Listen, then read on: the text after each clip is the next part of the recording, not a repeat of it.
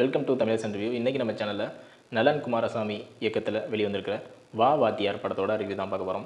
நலன் குமாரசாமி அவரோட முந்தைய படங்கள்லாம் பார்த்தோம் அப்படின்னா அவருக்குனே ஒரு ஃபேன் பேஸ் இருக்குது. அவரோட ஸ்க்ரீன் ப்ளே டிசைனே வேறு லெவலில் இருக்கும்.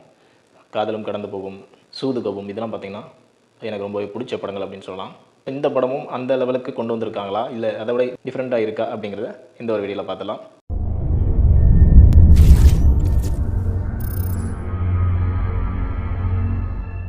ஸோ இந்த படத்தோட கதையை எடுத்துக்கிட்டோம் அப்படின்னா தீவிரமான எம்ஜிஆர் அவரோட ரசிகன் அப்படின்னு சொல்லக்கூடிய நபராக ராஜ்கிரண் அவர்கள் நடிச்சிருக்காங்க. ராஜ்கிரண் அவரோட கேரக்டரே ஃபுல் அண்ட் ஃபுல்லி எம்ஜிஆருக்காகவே வாழக்கூடிய ஒரு மனுஷன். அவரோட ட்ரெஸ்ஸிங் சென்ஸ்லேருந்து எல்லாமே, அவரோட ஆக்டிவிட்டியிலேருந்து எல்லாமே ஒரு எம்ஜிஆரோட தீவிர ரசிகன் எப்படி இருப்பான் அப்படிங்கிறத, அந்த காலத்துக்கு எப்படி இருப்பான் அப்படிங்கிறத இந்த காலத்தில் காட்டுற மாதிரி காட்டுறாங்க. திடீர்னு எம்ஜிஆர் இறந்து போகிறாரு. அதே நாளில் ஒரு பேரன் பிறக்கிறாப்புல. அந்த பேரன் யாருன்னு பார்த்தீங்கன்னா கார்த்தி அவர்கள். ஸோ எம்ஜிஆரே திரும்பி பிறந்துட்டாரு அப்படின்னு வளர்க்குற விதமே அவர் எம்ஜிஆர் வசனங்கள், எம்ஜிஆரை பற்றின படங்கள், அவரோட ரெஃபரன்ஸ் எல்லாமே அவருக்கு சொல்லிக் கொடுத்து இப்படி தான் வாழணும் அப்படிங்கிற மாதிரி சொல்லிக் கொடுத்து கொண்டு போயிட்டுருக்காரு. ஒரு ஸ்டேஜுக்கு அப்புறம் பார்த்திங்கன்னா நம்ம எம்ஜிஆராக இருந்தால் சரிப்பட்டு வராது, நம்ம நம்பியார் வேலை பார்த்தா தான் கரெக்டாக இருக்கும் அப்படின்ற மாதிரி கார்த்தி அவர்கள் தன்னை வேற ஒரு சேனலில் கொண்டு போயிட்டுருக்காப்புல. ஒரு நம்பியார் எம்ஜிஆர் மாறினா அது எப்படி இருக்கும் அப்படிங்கிறது அந்த படத்தோட கதை. ஸோ ஃபஸ்ட் ஆஃப் அப்போ எடுத்துக்கிட்டோம் அப்படின்னா ஃபுல் அண்ட் ஃபுல்லி எங்கேஜிங்காக வச்சுருந்தாங்க. ஒவ்வொரு காமெடியும் பார்த்திங்கன்னா டார்க் காமெடி, ஆனால் எல்லாமே சிரிக்க வச்சது நம்மளை.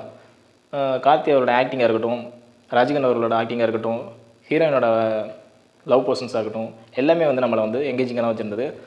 இன்டர்வல் பிளாக்லாம் சூப்பராகவே அமைஞ்சிருந்தது இந்த படத்துக்கு. ஸோ படம் செகண்ட் ஹாஃபில் சூடு பிடிச்சி இன்னும் வேறு லெவலில் இருக்க போகுது அப்படின்னு யோசிச்சுக்கிட்டு இருக்கும்போது செகண்ட் ஹாஃப் எங்கேஜிங்காக கொண்டு போயிட்டு இருந்தாங்க. இருந்தாலும் அங்கங்கே ஒரு மாதிரி தடுமாறி போய் ஒரு மலியாக கிளைமேக்ஸில் முடிச்சிட்டாங்க. கிளைமேக்ஸ் எனக்கு ஓகேவான கிளைமேக்ஸாக அமைஞ்சிருந்தது. இருந்தாலும் ஃபைட் சீன்ஸ்லாம் பார்த்தீங்கன்னா ரொம்பவே சூப்பராக எடுத்திருந்தாங்க. ஆனால் கடைசி ஃபைட் சீன்ஸ் பார்த்திங்கன்னா ரொம்ப இழுத்து கொண்டு போன மாதிரியான, ரொம்ப நேரம் ஃபைட் பண்ணிருக்காங்க அப்படின்ற மாதிரி தோணுச்சு கார்த்தியோ. ஸோ அந்த படத்தில் ப்ளஸ் அப்படின்னு சொல்ல போனோம்னா கார்த்தியோட எக்ஸ்பிரஷன்ஸ், அவரோட ஆக்டிங் எல்லாமே சொல்லலாம். ஒரு பக்கம் சந்தோஷ் நாராயணனோட மியூசிக், அவர் ஒரு தனி ஹீரோ அப்படின்னு சொல்கிற அளவுக்கு இவரோட மியூசிக் எப்போவுமே அமைஞ்சிடும். ஸோ இந்த படத்துக்கும் அப்படி தான் அமைஞ்சிருந்தது. சத்யராஜ் அவரோட கேரக்டர் எடுத்துக்கிட்டோம்னா வந்தோம் போனோம் அப்படின்ற மாதிரியான ஒரு கேரக்டராக தான் அமைஞ்சிருந்தது. மற்றபடி படத்தை நடிச்சிருக்க அனைத்தும் எல்லாருமே நல்லா நடிச்சிருந்தாங்க. ஓவராலாக படம் பார்த்தோம் அப்படின்னா இந்த படம் first half super, second half சுமார்ன்றன்னு சொல்ல முடியாது, ஓகேவான ஒரு ஸ்க்ரீன் பிளே அமைஞ்சிருந்தது. டோட்டலாக இந்த ஒரு படம் ஒரு சூப்பர் ஹீரோ சப்ஜெக்ட் கூட சொல்லிக்கலாம். எம்ஜிஆரோட ரெஃபரன்ஸ்லாம் இந்த படத்தில் நிறையாவே இருந்தது. அதெல்லாம் ரொம்பவே நல்லா இருந்தது. அவரோட சாங்ஸ்லாம் அங்கங்கே வந்திருந்தாலும் அதுவுமே ஒரு சூப்பர் கன்வே இருந்தது, போர் அடிக்காமல் இருந்தது. மறக்காம சர்ப்ரைஸ் பண்ணுங்கள். தேங்க்யூ.